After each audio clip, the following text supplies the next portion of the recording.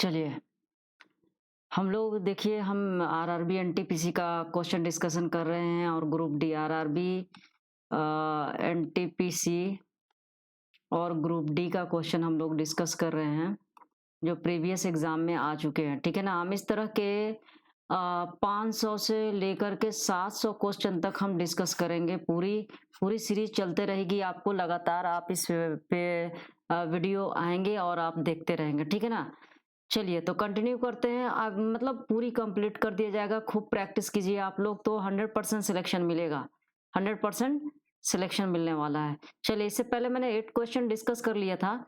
8 question तक previous video में part 1 में। अब पार्ट 2 में हम लोग डिस्कस करेंगे। देखते हैं इसका सॉल्यूशन। देखिए क्या बोल रहा है। इसकी सॉल्यूशन जब बात करेंगे हम लोग तो जो देखिए आपको बोला जा रहा है क्या कि 2.3/5 का व्युत्क्रम क्या होगा। किसका व्युत्क्रम का मतलब होता है रेसिप्रोकल। रेसिप्रोकल ऑफ 2/3/5 है, इसका रेसिप्रोकल पूछा जाएगा। ठीक है ना। तो चलिए हम रेसिप्रोकल की जब बात करते हैं तो देखते हैं रेसिप्रोकल क्या होता है। पहले व्युत्क्रम क्या होता है। जैसे मान लीजिए आपके सामने ए है, ठीक है, तो इसका व्युत्क्रम क्या हो जाएगा। व्युत्क्रम इसका क्या हो जाएगा। इसका व्युत्क्रम हो जाएगा 1/a। इस तरह से मान लीजिए x है आपका तो क्या हो जाएगा 1/x हो जाएगा। अगर 1/a है तो इसका व्युत्क्रम a हो जाएगा। इस तरह से हमको इसको लगाना है। इसी तरह से हमको इसको क्वेश्चन को लगाना है। ठीक है ना। चलिए तो अब यहाँ पास जो बात हो रही है, ठीक है, तो ये हो रहा है। इसको पहले 2.3/5 इसको हम लोग ब्रेक कर देंगे। 5 दूनी 10, 13/5 हो जाएगा। अब 13/5 का व्युत्क्रम जैसे हमने बोला कि a/b का व्युत्क्रम क्या होगा, रेसिप्रोकल b/a होगा।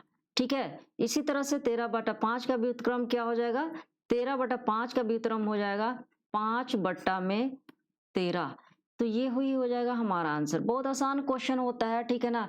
लो क्वेश्चन लो कैटेगरी का भी होता है, हाई लेवल का भी होता है, लो लेवल का भी क्वेश्चन होता है और हाई लेवल का क्वेश्चन भी होता है, मॉडरेट लेवल का क्वेश्चन भी होता है एग्जामों में। ठीक है ना। तो हर तरह के क्वेश्चन आपको करना जरूरी है। तो समझ में आ गई बात। रेसिप्रोकल का मतलब समझ में आ गया। जो भी वैल्यू दिया हुआ है उसको अपोजिट कर देना। a/b जैसे है उसी का अपोजिट कर देना है। That means b/a। That's your answer. Answer के ऑप्शन में हम लोग देखेंगे, हमको मिल जाएगा 5/13, यानी ऑप्शन हमारा ऑप्शन नंबर ए हो जाएगा। चलिए ये क्वेश्चन हो गया। नेक्स्ट, आपको समझ में आ गई बात। कोई दिक्कत वाली बात है नहीं है। चलिए आगे का क्वेश्चन देखते हैं। आगे का क्वेश्चन क्या बोला जा रहा है उसको देखेंगे हम लोग। तो नेक्स्ट क्वेश्चन देखते हैं। अगला क्वेश्चन क्या कह रहा है। क्वेश्चन कह रहा है एक त्रिभुज एबीसी में समकोण बी पर है। यानी कि एक त्रिभुज है एबीसी जिसमें समकोण कहाँ है, बी पे है। BC बराबर 15 है। AB बराबर त्रिभुज के अंतःवृत्त बनाया गया है। यदि त्रिभुज के अंदर अंतःवृत्त बनाया गया है तो वृत्त की त्रिज्या ज्ञात कर रहा है कि a circle inscribe A triangle. A circle inscribe A triangle मतलब कहने का मतलब है एक त्रिभुज बनाया गया है। त्रिभुज के अंतर्गत आपको वृत्त बनाया गया। ठीक है। A circle inscribe A triangle. A circle inscribe A triangle का मतलब हो गया कि त्रिभुज के अंदर वृत्त बनाया गया, यानी कि उसको क्या बोलते हैं हम लोग, अंतःवृत्त बोलते हैं। तो ये भी क्वेश्चन आपको एग्जामों में आ चुका है। आरआरबी 2018 में ये क्वेश्चन आया था। हम लोग देखेंगे इसका सॉल्यूशन क्या करेंगे, कैसे करेंगे, इसका सॉल्यूशन करेंगे। ठीक है। चलिए क्या कह रहा है कि त्रिभुज के अंदर बनाया गया है एक वृत्त। अंतःवृत्त उसी को बोलते हैं। एक त्रिभुज हम लोग बनाएंगे। ठीक है। एक त्रिभुज हम लोगों ने बना लिया। कैसा त्रिभुज बनाना है, राइट एंगल ट्रायंगल बनाना है। कैसा बनाना है, राइट एंगल ट्रायंगल बनाना है। ये बनाना है आपको। ठीक है। ए हो गया, बी हो गया एंड सी हो गया, ए बी सी हो गया। अब कह रहा इसके अंतर्गत आपको क्या खींचना है, एक वृत्त खींचना है। इसके अंतर्गत आपको एक वृत्त खींचना है। समझना कि इसके अंतर्गत अंदर खींचा गया है। अब इसका पूछ रहा है कि इसकी वृत्त की त्रिज्या क्या होगी, यानी रेडियस क्या होगा। इसका पूछ रहा है कि रेडियस क्या होगा, यहां से यहां तक की, यहां से यहां तक की दूरी क्या होगी। ठीक है। क्या पूछ रहा है, यहां से यहां तक की दूरी क्या होगी। तो चलेंगे, देखते हैं जरा सा हम क्लियर करके, ठीक है। और आराम से हम लोग पढ़ेंगे, अकबका करके पढ़ने की जरूरत नहीं है, ठीक है, अकबका के पढ़ने की जरूरत नहीं है। चलिए, ये हमारे पास एक वृत्त है, ठीक है ना, ये वृत्त है और इसका पूछ रहा है कि रेडियस क्या होगा, और ये रेडियस क्या होगा इसका पूछ रहा है। रेडियस क्या होगा का मतलब हो गया कि त्रिज्या का वैल्यू फाइंड आउट करना है, त्रिज्या का वैल्यू फाइंड आउट करना है। आपको दिया हुआ है ए बी का वैल्यू दिया हुआ है 8 सेंटीमीटर और बी सी का वैल्यू दिया हुआ है 15। ए बी का वैल्यू दिया हुआ है 8 सेंटीमीटर, यानी यहाँ से लेकर के यहाँ तक वैल्यू जो दिया हुआ है वो दिया हुआ है 8 सेंटीमीटर। बी सी मतलब 15, यानी यहाँ से यहाँ तक दिया हुआ है 15 सेंटीमीटर, ठीक है। अब आपको फाइंड आउट करना है रेडियस। तो इस तरह के क्वेश्चन में होता है, क्या होता है कि मान लीजिए अब तो ट्रायंगल को मालूम है, ट्रायंगल मालूम है, ट्रायंगल में क्या होता है, अगर ये दिया हुआ है समकोण त्रिभुज, ये 8 है, ये 15 है, तो ये क्या हो जाएगा 17 हो जाएगा। कैसे होगा, पाइथागोरस प्रमेय से हो जाएगा, पाइथागोरस प्रमेय से हो जाएगा। और नहीं तो ट्रिपलेट यूज करेंगे हम लोग। ट्रिपलेट कहता है, ट्रिपलेट कहता है कि 8, 15, 17 होता है, यानी कि ट्रिपलेट जो होता है पाइथागोरस पढ़ने का जो होता है यही फॉलो कर, यानी 8 के स्क्वायर प्लस 15 के स्क्वायर इक्वल टू 17 के स्क्वायर होता है। इसका मतलब यही हो गया। तो ये जो होता है 8, 15, 17, तो ये हो गया हमारा वैल्यू 17। अब मैंने पूछोगे ये 17 क्यों निकाले, क्योंकि इसके निकालने, रेडियस निकालने का फॉर्मूला होता है, आपको रेडियस निकालने का फॉर्मूला ये होता है P plus B minus H divided by 2 होता है। क्या होता है, P प्लस, P मतलब परपेंडिकुलर मतलब लंब, बेस आधार, और ये कर्ण, ये हो गया आपका लंब, ये हो गया आपका आधार, और ये हो गया आपका कर्ण। तो चलिए वैल्यू पुट करेंगे और आंसर गेट करें हम लोग, ठीक है ना। P का मान हो गया 8, B का मान हो गया 15 माइनस 17 और डिवाइडेड बाई 2। इसका मतलब हो गया टोटल करेंगे तो हमें आ जाएगा 6/2, यानी कि 3 सेंटीमीटर, यानी कि 3 सेंटीमीटर। तो हमारा आंसर क्या हो जाएगा, तो हमारा आंसर हो जाएगा 3 सेंटीमीटर, इसका ऑप्शन हो जाएगा, ठीक है। कोई दिक्कत नहीं है। फॉर्मूला अंतर रेडियस निकालने के लिए, अंतर त्रिज्या निकालने के लिए, अंतर वृत्त की त्रिज्या निकालने के लिए ये फॉर्मूला रेडियस का होता है, जिसको हम यूज करके निकालते हैं। चलिए नेक्स्ट क्वेश्चन की ओर बढ़ते हैं और देखते हैं हम लोग कि आगे का क्वेश्चन क्या है, ठीक है। देखते हैं हम लोग कि आगे का क्वेश्चन क्या है। चलिए अगला क्वेश्चन देखते हैं क्या कह रहा है। कह रहा है कि 6250 रुपए, मान लीजिए ₹1250 पर 20% का वार्षिक दर से 1.5 वर्ष के लिए चक्रवृद्धि ब्याज क्या होगा। आपको क्या फाइंड आउट करना है, ये CI फाइंड आउट करना है, चक्रवृद्धि ब्याज फाइंड आउट करना है। क्या करना है, चक्रवृद्धि कंपाउंड इंटरेस्ट फाइंड आउट करना है। तो चले देखते हैं हम लोग इसका सॉल्यूशन क्या होगा। पहले 20% का वैल्यू देखेंगे हम लोग। 20% का वैल्यू एक साल, मतलब एक साल में 20% का दर लग रहा है, एक साल में 20% लग रहा है, और यहाँ पूछ रहा है 1.5 वर्ष का। तो एक वर्ष का 20%, यानी 20% का वैल्यू हो गया 1/5, यानी 5 की जी अगर हम रखेंगे, हमारा अगर मूलधन T यानी मूलधन हमारा 5 है, तो अमाउंट कितना हो जाएगा, एक इंटरेस्ट मिलेगा, एक हमारा इंटरेस्ट मिलेगा, और जो बनेगा अमाउंट वो देखेंगे। तो हम लोग इसको कैसे बनाएंगे, T/A लिखेंगे। ये मतलब प्रिंसिपल मूलधन, अमाउंट मिश्रधन, ठीक है ना। तो P का मान कितना है 5, तो इंटरेस्ट हमारा हो जा रहा है 6। P का मूलधन 5 है, तो इंटरेस्ट मिल करके अमाउंट बन जाएगा 6 है, लेकिन अब कह रहा है आधा वर्ष का, तो हम निकाल लेंगे 10% का वैल्यू। तो 10% का वैल्यू क्या हो जाएगा, 10% का वैल्यू हो जाएगा आपका 1/10। इसका मतलब कि अगर मूलधन हमारा 10 है तो मिश्रधन कितना हो जाएगा, 11 हो जाएगा। मिश्रधन कितना हो जाएगा, 11 हो जाएगा, 10 हो जाएगा और यहाँ हो जाएगा हमारा 11। अब चलते हैं हम लोग इसको फाइंड, फॉर्मूला से नहीं लगाना है, ठीक है, फॉर्मूला से लगाइएगा तो बहुत दिक्कत हो जाएगा। अब ये हो जाएगा हमारे पास 50 और ये हो जाएगा हमारा 66, मतलब कि अगर मूलधन 50 है और मिश्रधन 60, तो इंटरेस्ट कितना हो गया, देखिए तो इंटरेस्ट या इंटरेस्ट निकालने की जरूरत नहीं है, यहाँ पास पूछ रहा है चक्रवृद्धि ब्याज निकालने की बात कर रहा है, ठीक है। तो हम पहले चक्रवृद्धि ब्याज निकाल लेते हैं, चूंकि चक्रवृद्धि ब्याज क्वेश्चन में बोला जा रहा है, इसलिए हम लोग चक्रवृद्धि ब्याज निकालेंगे, ठीक है। तो अब देखते हैं जरा सा कि ब्याज इसमें कितना मिल गया भाई, हमारा चक्रवृद्धि ब्याज कितना मिल गया। ठीक है, चक्रवृद्धि ब्याज हमारा मिल गया 50 यानी 16 यूनिट का मिल गया। अब क्वेश्चन में आपको क्या दिया हुआ है कि 62,500 मूलधन कितना है हमारा, मूलधन हमारा 62,500 है। अब ये कितने का मल्टीपल है भाई, यानी कि ये 1250 का मल्टीपल है। कितने का, 1250 का मल्टीपल है। ठीक है, इसका मतलब ये हो गया कि ये भी हमारा जो होगा ये भी होगा 1250 का मल्टीपल, यानी कि हमारा जब मल्टीप्लाई करेंगे तो हमें मिल जाएगा आंसर 20,000 रुपए। कितना मिल जाएगा, 20,000 रुपए। ये कहाँ से 1250 कहाँ से आया, इसको समझने के लिए आप ऐसे भी समझ सकते हो कि 50 यूनिट की वैल्यू, ऐसे समझ सकते हो 50 यूनिट की वैल्यू, 50 यूनिट किसके बराबर है, 62,500 के बराबर है। तो आपका एक यूनिट का वैल्यू हो जाएगा, कितना हो जाएगा एक यूनिट का वैल्यू, आपको 62,500 डिवाइडेड बाई 50, इसका मतलब हो जाएगा ये 1250। तो यही वैल्यू से आप मल्टीप्लाई कर दिया जाता है। ठीक है ना, 1 यूनिट की वैल्यू से। तो ये निकालने के लिए सिंपल सा मैंने कहा कि 62,500 में 50 से डिवाइड कर दिया, मन में कर लेना है आपको और यहाँ से आपको लिख लेना है। अब देखो ये आपका आंसर हो गया, ये क्या हो गया, आपका आंसर हो गया। बात समझ में आ रही है ना, कोई दिक्कत वाली बात नहीं है। ठीक है, बिल्कुल समझ में आ रहा है। चलिए आप, हाँ कोई दिक्कत वाली बात नहीं है, आप यहाँ से निकाल सकते हो। ठीक है, ये हमारा मूलधन था, ये हमारा मूलधन था, ये हमारा अमाउंट था यानी मिश्रधन था। तो मिश्रधन में से मूलधन घटाएंगे तो क्या मिलेगा, हमको ब्याज मिलेगा। और जो ब्याज है ना, वो ब्याज कितने का है, ब्याज कितना हो गया, यानी चक्रवृद्धि ब्याज कितना हो गया हमारा, चक्रवृद्धि ब्याज हमारा हो गया 20,000 रुपए हो गया। ठीक है, 20,000 रुपए हो गया।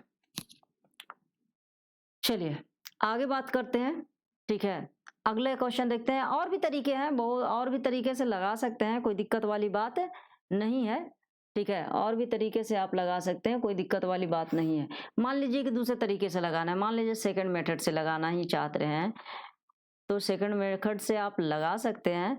जैसे मान लीजिए फर्स्ट इंटरेस्ट दिया है, इंटरेस्ट 2 को दिया हुआ है। ठीक है ना, इंटरेस्ट हमारा 2 दिया हुआ है, फर्स्ट ईयर का और सेकेंड ईयर का दिया हुआ है इंटरेस्ट। फर्स्ट ईयर में आपका लग रहा है 20% और सेकेंड ईयर में हमारा 5% के हिसाब से, मतलब 10%, यानी कि 20 प्लस 10 प्लस 20 इंटू 10 बाई 100 करेंगे तो ये हमारा हो गया 32%। कितना हो गया, 32% हो गया। कितना हो गया, 32%। अब ये जो वैल्यू है ना भाई, अब 62,500 का 32% निकाल दो। अब क्या कर दो, 62,500 का निकाल दो 32%, तो 62,500 का 32% निकाल दोगे तो बात यहाँ हमारी बन जाएगी, हमारा आंसर आ जाएगा 20,000 रुपए। कितना हो जाएगा, 20,000 रुपए। आपके ऑप्शन में कहीं है 20,000 रुपए, बिल्कुल है, यही हमारा आंसर होगा। अब देखो ये मत करना कि फॉर्मूला लगाना शुरू कर देना, a equal to p into 1 plus r by 100 ठीक पावर n। ठीक है ना, यहाँ ये अमाउंट CI का फॉर्मूला लिखना शुरू कर देना।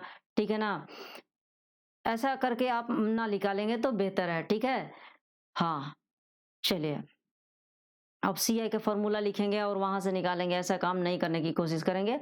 हम यहाँ से इस तरह से क्वेश्चन बनाएंगे ताकि हमारा क्वेश्चन बहुत जल्दी बन सके, है ना। चलिए आगे का क्वेश्चन डिस्कस करते हैं। आगे के क्वेश्चन से पहले जरा सा हम चार्जर लगा लेते हैं, नहीं तो दिक्कत हो जाएगा फिर, है ना।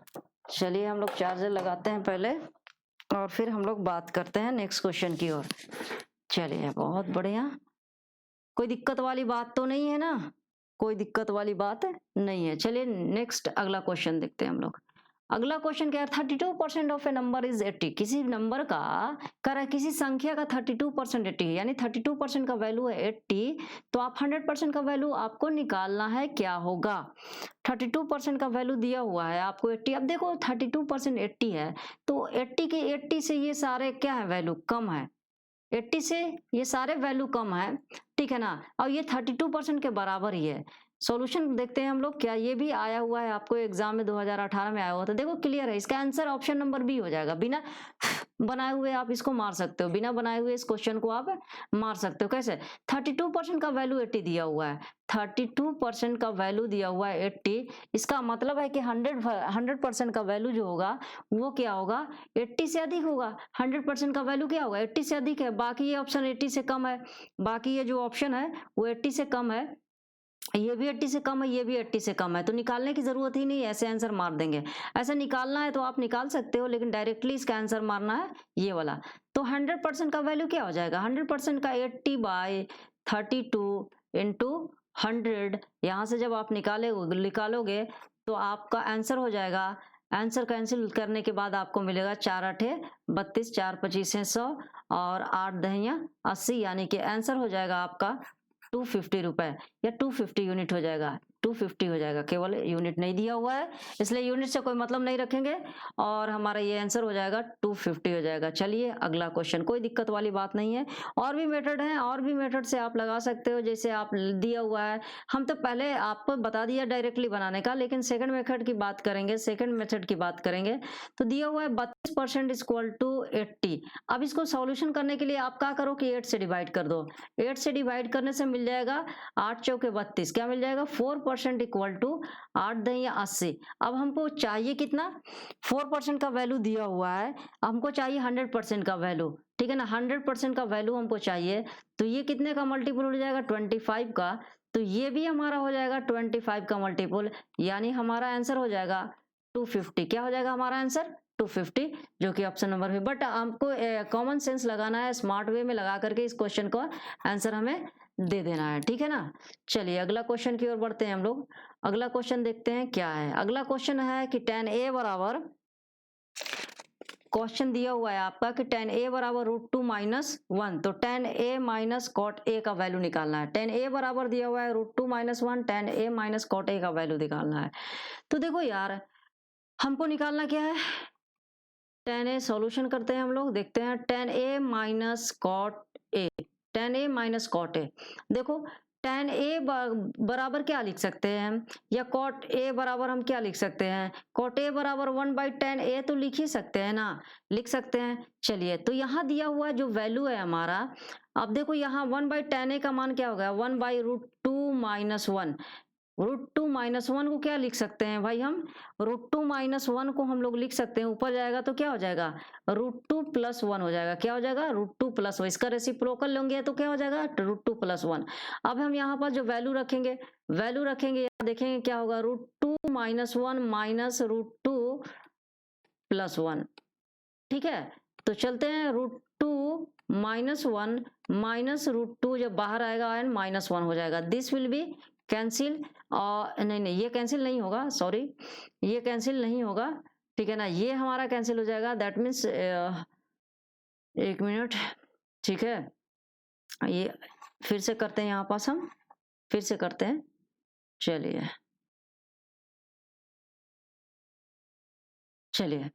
तो ये हो जाएगा हमारा √2 - 1 - √2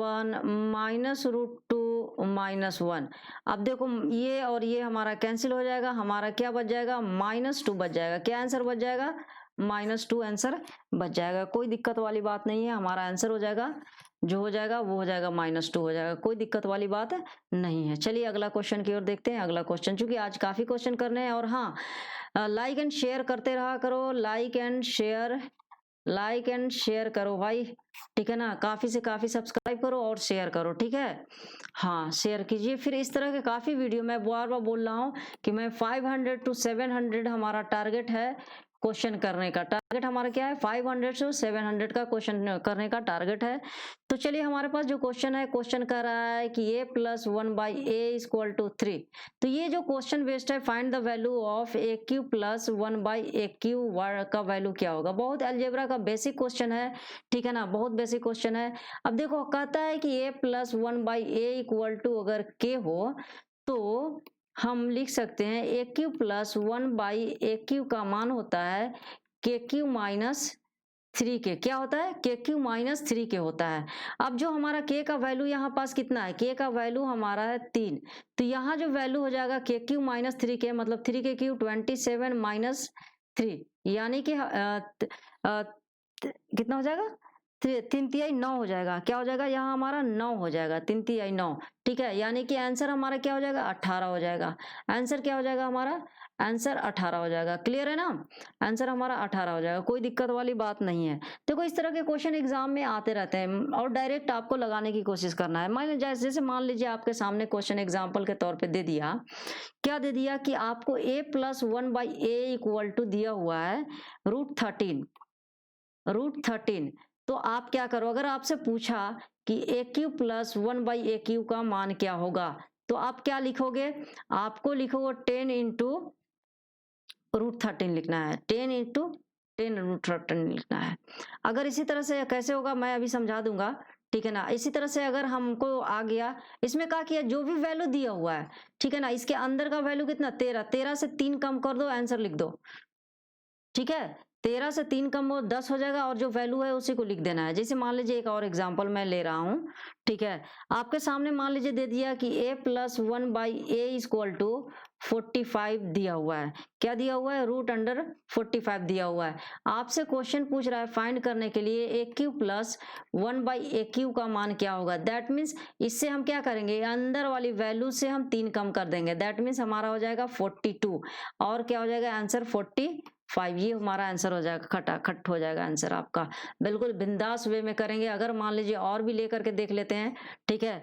अगर आपके सामने दिया हुआ है कि a plus 1/a equal to 495 under square root 495 दिया हुआ है, तो अगर आपको फाइंड आउट करना हो गया, आपको ए क्यू प्लस 1/a का वैल्यू क्या होगा, दैट मीन्स इसमें से जो है हम क्या करेंगे, 3 कम कर लेंगे। क्या कर लेंगे, 492 हो जाएगा, और अंडर स्क्वायर रूट में 495 चल जाएगा। ये हमारा आंसर हो जाएगा। तो बातें समझ में आ गई क्या करना है।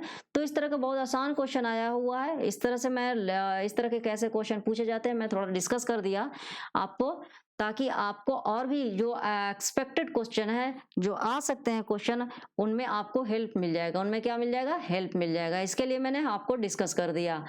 चलिए अगला क्वेश्चन देखते हैं, अगला क्वेश्चन क्या कहता है हमारा। ठीक है, बहुत बढ़िया। अगला क्वेश्चन हमारा कह रहा है, ये भी आरआरबी 2018 के क्वेश्चन आया हुआ है, और इसका हम सॉल्यूशन देखते हैं। इसका सॉल्यूशन क्या हो जाएगा हम लोग देखेंगे, ठीक है ना। इसका सॉल्यूशन देखेंगे। कह रहा है sec theta plus tan theta बराबर 4, तो sec theta minus tan theta का मान क्या होगा। अब इसका मान डायरेक्टली हम लिख देंगे sec theta minus tan theta, यानी कि 1/4 मतलब 0.25। क्या हो जाएगा, 0.25 डायरेक्ट हमारा आंसर होगा। बहुत है। देखो आगे जो पूरी कॉन्सेप्ट चैप्टर जब होता है तो उसमें कॉन्सेप्ट सिखाया जाता है। यहाँ पे आप सिर्फ अभी डायरेक्टली इतना सीख जाए कैसे आया ये 0.25, ये हम लोग डिस्कस कर लेते हैं, ठीक है। कहता है, कहा जाता है आपको कि sec square theta minus tan square theta बराबर 1 होता है। क्या होता है, हम लोग जानते हैं कि sec square theta minus tan square theta equal to 1 होता है, ठीक है। अब इसका हम मतलब क्या लिख सकते हैं, sec theta plus tan theta into sec theta minus tan theta बराबर 1 लिखेंगे, कोई दिक्कत नहीं ना है। इसका वैल्यू दिया हुआ है आपका 4, इसका वैल्यू क्या दिया हुआ है, इसका वैल्यू दिया हुआ है 4। यहां से हम लोग लिख देंगे, इसलिए sec theta minus tan theta equal to हो जाएगा 1/4, और 1/4 का मान हो जाएगा 0.25। तो एग्जाम में करने के लिए इतना नहीं करना, बस ये मन में होना चाहिए। और इसका जो चूंकि रेसिप्रोकल होता है तो उल्टा होता है, तो ये हमारा डायरेक्ट हम आंसर मारेंगे 0.25। क्या मारेंगे आंसर, 0.25। चलिए नेक्स्ट क्वेश्चन की ओर बढ़ते हैं। अगला क्वेश्चन देखते हैं हमारा कि अगला क्वेश्चन हमारा क्या कह रहा है, ठीक है। अगला क्वेश्चन हमारा क्या कह रहा है देखते हैं हम लोग। इसको करने से कोई मतलब नहीं है, ठीक है। इसको भी आगे डिस्कस कर दिया जाएगा आपको, ठीक है। चलिए इसको हो गया 8 9 चलिए अगला क्वेश्चन देखते हैं। अगला क्वेश्चन हमारा फिर देखिए एग्जाम में आया हुआ है आपका 2018 के एग्जाम में, ठीक है। इसको हम लोग सोल्व करेंगे। इसको सोल्व करेंगे, क्या कर रहा है, एक पहिए का व्यास इतना सेंटीमीटर, व्यास मतलब रेडियस का दोगुना का होता है व्यास हमारा, और उसकी इतनी मीटर दूर, कितनी दूरी करते हैं 792 मीटर की दूरी तय करने के लिए कितने पूर्ण चक्कर लगेंगे। तो मैं बेसिक तरीके से भी आप ऐसे लगा सकते हो, आपका जो है पहिए का व्यास दिया हुआ है तो पेरीमीटर बराबर क्या होता है, पेरीमीटर अगर पहिए का व्यास क्या होता है, सर्किल के रूप में होता है। कैसा होता है, सर्किल के रूप में होता है। यानी कि जो पूरी दूरी तय होगी, पूरी दूरी तय होगी वो किस फॉर्म में होगी, ये होगी आपको पेरीमीटर के फॉर्म में। तो आपको कह रहा है ये एक चक्कर में जितना दूरी होगा वो उसके परिधि के बराबर होगा। यानी कि एन चक्कर मारना है equal to pi D, equal to जितना होगा पाई डी हो गया आपका एक चक्कर में, और एन टाइम्स लगाना है इक्वल टू कितना होगा 792 हो गया। अब देखो आपका चूंकि एन का वैल्यू फाइंड आउट करना है तो आप लिख देंगे हम 792 डिवाइड पाई का वैल्यू 22/7, तो 22/7 को 7 ऊपर लेके चल जाएंगे। डी का वैल्यू दिया हुआ है 84, तो अब इसको कैंसिल हम करेंगे, 11 11 से कैंसिल 2 टाइम्स, और 11 से 66 11 77 11 दूनी 22, ठीक है। और ये हो जाएगा हमारा कैंसिल कर लेंगे, 2 3 6 2 6 12, ठीक है। और 7 7 दूनी 14 12 3 36, यानी कि आपका कितना हो गया आंसर 12 3 36। हाँ, अब देखो ये जो दिया हुआ है 84 सेंटीमीटर और 792 मीटर, तो मीटर को सेंटीमीटर में बदलने के लिए 100 से मल्टीप्लाई करना पड़ता है। तो हमारा हो जाएगा आंसर 300 हमारा हो जाएगा 300 चक्कर लगेंगे। कितना लगेंगे 300 चक्कर लगेंगे। कितना लगेंगे 300 चक्कर। देखो मैंने यहाँ जो 100 आपका छूटा था, ये इसका मतलब देखो यहाँ दिया हुआ है मीटर में, यहाँ दिया हुआ है सेंटीमीटर में। 792 मीटर इक्वल टू होता है 792 इंटू 100 सेंटीमीटर हो जाएगा, इसलिए यहाँ पास मैंने 100 ले लिया। आप इसको दूसरे तरीके से भी लगा सकते हो। आपका वृत्त में क्या कहता है, वृत्त में कहता है कि आपका जो अगर मान लीजिए वृत्त है, ठीक है ना, उसका रेडियस ये है आपके सामने। अब उसका अगर बात करेंगे हम, ठीक है, अगर उसका हम बात करेंगे कि क्या रेडियस और पेरीमीटर का रेशियो होता है, तो इसके रेडियस और ये आपका आर होता है, और इसका पेरीमीटर यानी कि परिमाप, परिमिति या परिमाप कुछ भी बोलिए, ये हो गया हमारा त्रिज्या। ये क्या हो गया हमारा त्रिज्या हो गया, ये हो गया हमारा त्रिज्या, ठीक है। तो इसका रेशियो होता है 7:44 का होता है, 7:44। ये सेकंड मेथड में डिस्कस कर रहा हूँ, सेकंड मेथड में डिस्कस कर दे रहा हूँ आपको, ऐसा है आप लगा लीजिएगा, इससे आसान भी हो जाएगा। अब देखिए क्या हो जाएगा, पेरीमीटर की वैल्यू 792 मीटर, इसका मतलब है कि आपका दिया हुआ है पेरीमीटर की वैल्यू दी हुई है, कितना दी हुई है भाई, तो आपको यहाँ पास दिया हुआ है 792, 792 कितने का मल्टीपल है भाई, 6 का मल्टीपल है। तो इसका मतलब हो गया कि ये भी हमारा 6 का 7 6 के 42, ठीक है ना। तो ये भी हमारा हो जाएगा क्या दिया हुआ है, हाँ सॉरी, आपका दिया हुआ है व्यास दिया हुआ है, सॉरी ये तो आपका पेरीमीटर अभी मालूम नहीं है, एग्जैक्ट मालूम नहीं है, ठीक है ना, अभी एग्जैक्ट मालूम नहीं है। तो हम इसको जरा सा एडिट करते हैं, ठीक है, इसको एडिट हम करते हैं। देखिए क्या दिया हुआ है क्वेश्चन में, उसके अनुसार हम लोग करेंगे, ठीक है ना। अब देखिए आपको दिया हुआ है ना, रेडियस तो दिया हुआ है ना, व्यास दिया हुआ है, क्या दिया हुआ है, व्यास दिया हुआ है। तो व्यास इतना है तो रेडियस क्या होगा, इसका आधा होगा, यानी 84/2, यानी कि कितना हो जाएगा 42 हो जाएगा। यानी कि हमारे पास दिया हुआ है 42, क्या दिया हुआ है, रेडियस अगर 42 है, कितने का मल्टीपल है 6 टाइम, तो ये भी क्या होगा हमारा 6 टाइम पेरीमीटर, टोटल पेरीमीटर कितना हो जाएगा 6 टाइम। 6 टाइम करने का मतलब हो गया 44 इंटू 6 हो जाएगा। इसको ऐसे ही रखेंगे हम लोग, चूंकि हमको एन का वैल्यू निकालना है, तो एन इक्वल टोटल डिस्टेंस कितना ट्रैवल किया है 792 मीटर, 792 का 792 मीटर को सेंटीमीटर में बदल डालो, और जो डिस्टेंस ट्रैवल हुआ उसका हो गया 44 डिवाइड बाई 6, कैंसिल करोगे आपका आंसर मिल जाएगा 300, यानी कि 300 चक्कर लगा लोगे। तो आप ऐसे भी लगा सकते हो, ठीक है ना, और आप ऐसे भी लगा सकते हो, दोनों मेथड बढ़िया है, किसी से भी लगा सकते हो, ठीक है, कोई दिक्कत वाली बात नहीं है। चलिए बहुत बढ़िया, आगे का क्वेश्चन देखते हैं।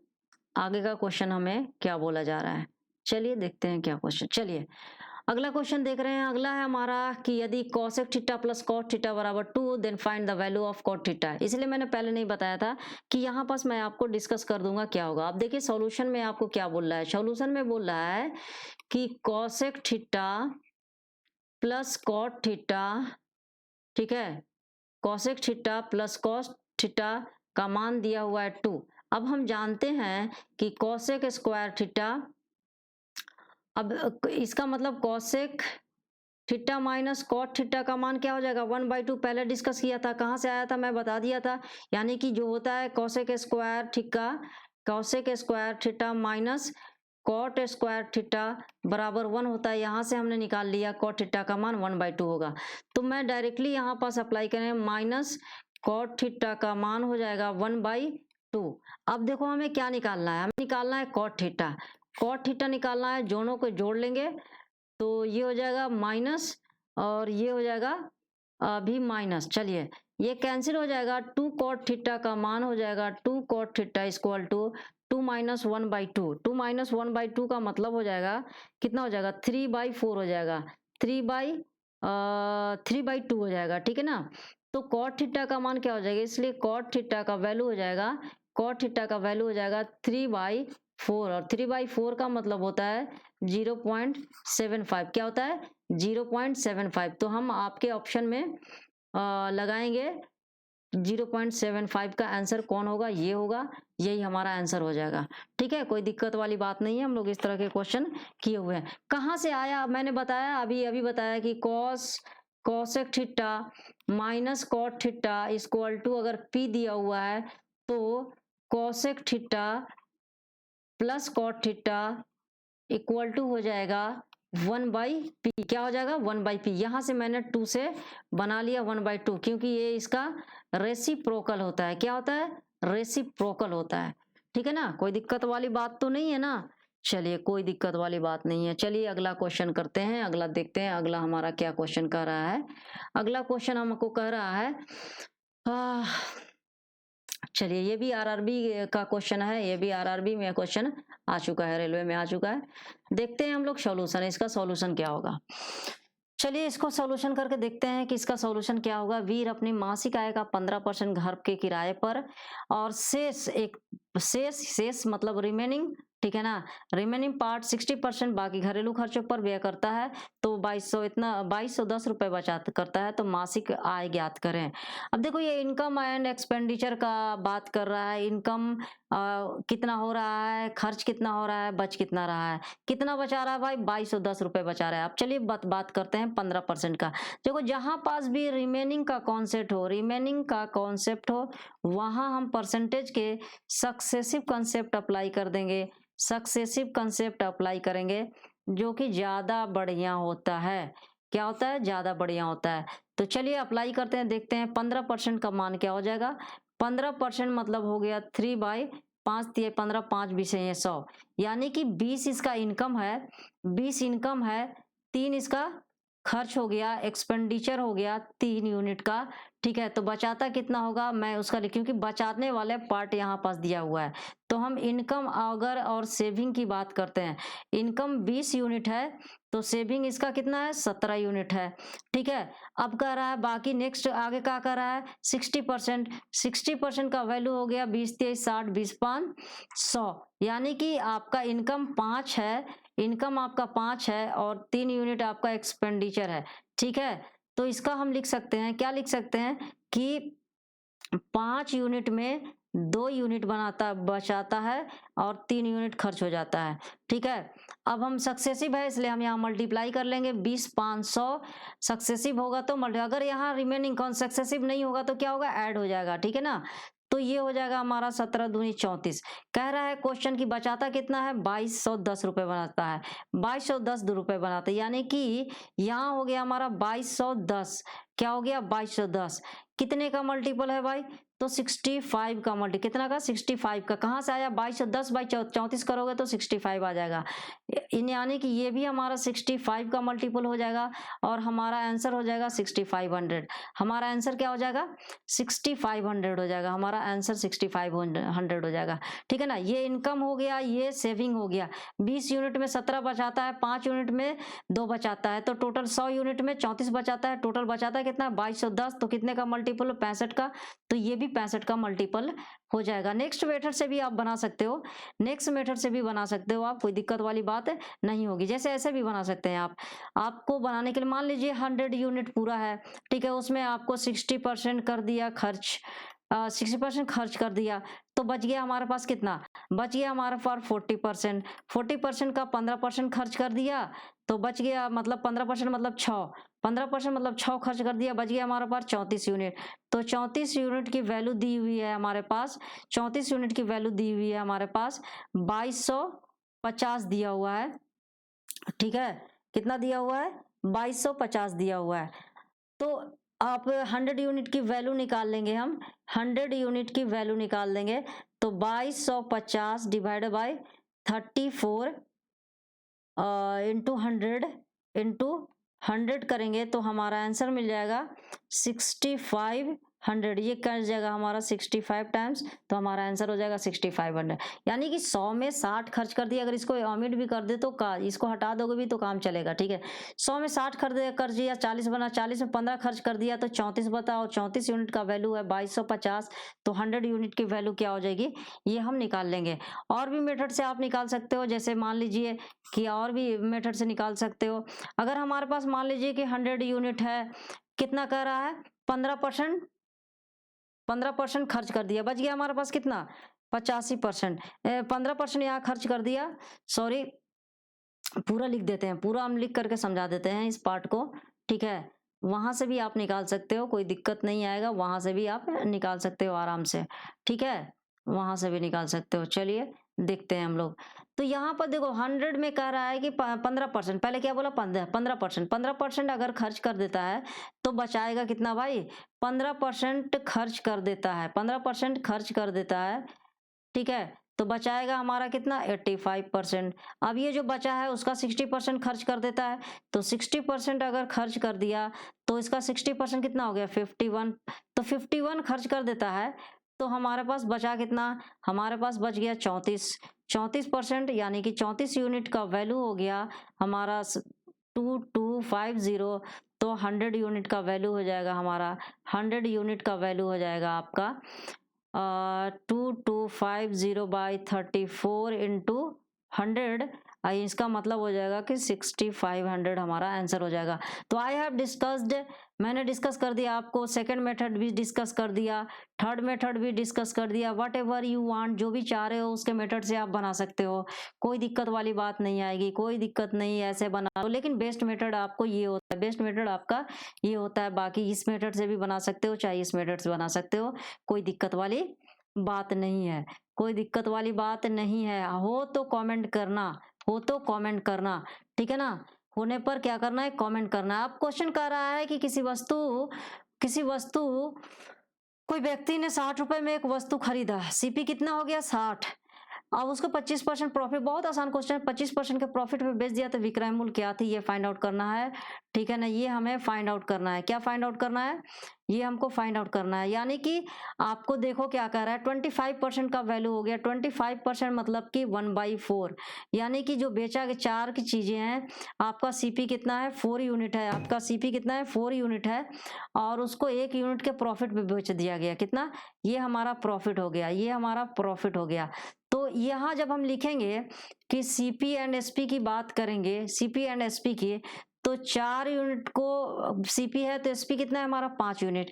अब ये 5 यूनिट कह रहा है कि इसका सीपी कितना है 60 यूनिट के बराबर, 60 रुपए के बराबर है, 15 चौके 60, 15 के बराबर है, तो इस ये भी कितने के बराबर मल्टीपल होगा 15 के मल्टीपल होगा, यानी 15 पचे 75 रुपए। आंसर क्या हो जाएगा हमारा, आंसर हो जाएगा हमारा 75 रुपीज। आंसर क्या हो जाएगा हमारा, आंसर हो जाएगा हमारा 75 रुपीज हो जाएगा इसका।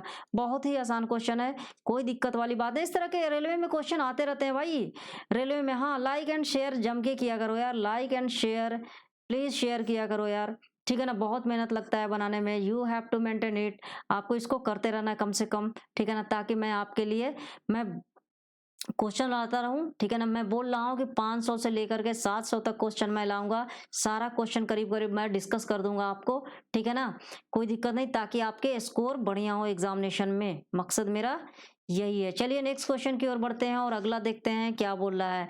कर रहा है कि यदि 3x² इतना x-5 द्वारा पूर्णतः विभाज्य है, कह रहा है किसके पूर्णतः विभाज्य कौन है, ये हमारा पूर्णतः विभाज्य है। तो ऐसे सिचुएशन, पूर्णतः विभाज्य किन सिचुएशन में होता है, बस बिल्कुल समझ लेते हैं, बहुत आराम से समझते हैं हम लोग, ठीक है ना, आराम से समझते हैं हम लोग, इस क्वेश्चन का सॉल्यूशन करते हैं। पूर्णतः विभाज्य का मतलब क्या हो गया, मतलब कि शेषफल जीरो, शेषफल क्या, शेषफल जीरो,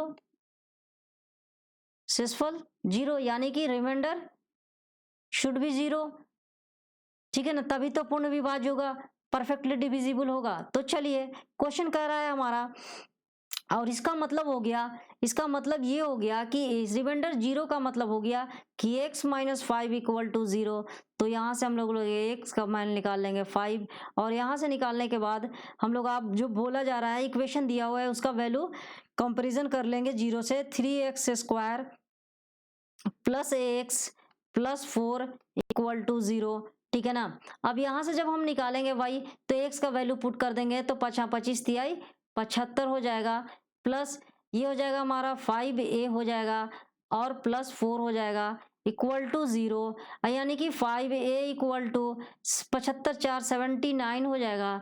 तो a का मान 79/5 हो जाएगा, और इसका मान जब हम निकालेंगे तो हमको आ जाएगा -15.8। आंसर क्या हो जाएगा, -15.8 हो जाएगा, आंसर हो जाएगा हमारा -15.8, ठीक है। तो चलिए ये हमारा क्लियर हो जाएगा, यानी कि मतलब ये बोल रहा है कि अगर आपको पूर्णतः विभाज्य हो, पूर्णतः विभाज्य हो, ठीक है, पूर्णतः विभाज्य हो, दैट मीन्स x-5 का वैल्यू हम जीरो कंसीडर कर लेंगे, और वहां से हम लोग निकाल लेंगे। क्यों निकाल लेंगे, आपको समझ में आना चाहिए, अगर समझ में नहीं आता है तो ऐसे समझ लो जरा सा, कि मान लीजिए आपके सामने दिया हुआ है x पे power 50 plus 1 divided by x plus 1, अगर पूर्णतः विभाज्य होगा, रिमाइंडर जीरो होगा, अगर यहाँ पास अगर करें कि पूर्णतः विभाज्य है, इसका मतलब कि रिमाइंडर जीरो होना चाहिए, और x प्लस 1 का मान जीरो होगा, तो x का मान क्या हो जाएगा, -1 हो जाएगा, और जब x का मान -1 हो जाएगा, ठीक है, तो हमें यहाँ पास जो टारगेट रखना होता है, द वैल्यू जीरो आना चाहिए। तो जैसे ही हम यहाँ पास जब वैल्यू रखेंगे तो हमारा आ जाएगा जीरो, तो जीरो आना चाहिए, इसीलिए हम क्या कंसीडर करते हैं, जो ये वैल्यू दे दिया होता है उसको मान लेते हैं हम, उसको हम मान लेते हैं zero, x-5 equal to zero मान लेते हैं। चलिए नेक्स्ट अगला आगे की बात करते हैं, अगला क्वेश्चन करते हैं, अगला क्वेश्चन देखते हैं क्या बोला जा रहा है। कर रहा है द इंटरेस्ट है 1600 रुपए की राशि 6 साल की अवधि में 5% दर से अनिवार्य से कितना होगा। कह रहा है कि जो 6 साल का और 5% के हिसाब से मूलधन दिया हुआ है, समय दिया हुआ है, दर दिया हुआ है, ब्याज ज्ञात करें, यानी साधारण ब्याज। हमने बताया था कि percent R into T equal to interest होता है, यानी कि 5 6 6 5 30, यानी 30% हो गया हमारा इंटरेस्ट। तो 30% इंटरेस्ट हो गया भाई, तो 1600 का 30% निकाल दीजिए, तो 1600 का 30% निकाल देंगे, ठीक है ना, तो हमारा 16×3 = 48, यानी कि 480 हमारा आंसर हो जाएगा। कितना हो जाएगा, 480 हो जाएगा। इसको डायरेक्टली ऐसे भी कर सकते हैं, या इसको ऐसे 1600 का 30% ऐसे भी निकाल सकते हैं, 30%, दैट मीन्स हो जाएगा हमारा 1600 का 30/100, इसका मतलब हो गया, कैंसिल हो जाएगा, 16×3 = 48, यानी 480। तो बस करते हैं हम आज के लिए इतना ही करते हैं। ये हमारा एक सेट कंप्लीट हो गया, सेट 1 पूरा कंप्लीट मैंने कर दिया हूँ। इस तरह से हम लोग बात करते रहेंगे, ठीक है ना, और फिर हम लोग अगला क्लास में देखेंगे, और लाइक एंड सब्सक्राइब करते रहिए, ठीक है। और आज के लिए इतना ही।